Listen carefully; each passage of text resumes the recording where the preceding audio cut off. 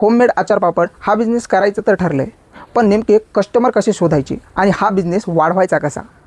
चला तर सुरुवात करूया 30 दिवस 30 बिझनेस आयडिया यातील आपली प्रॅक्टिकल बिझनेस 4च्या पार्ट 3ला। मित्रांनो, होममेड आचार पापड या बिझनेसला खूप जास्त डिमांड आहे, पण योग्य पद्धतीने मार्केटिंग केली तर हा बिझनेस खूप वेगाने वाढू शकतो।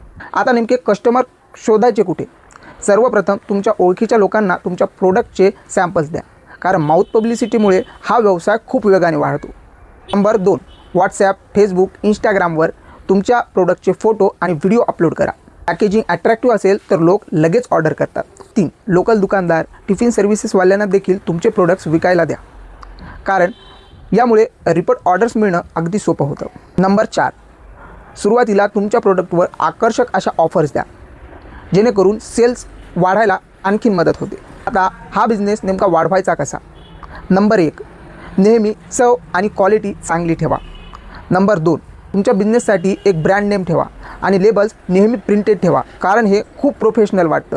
नंबर 3, ऑनलाईन ऑर्डर्सही स्वीकारा, ही खूप मोठी संधी आहे।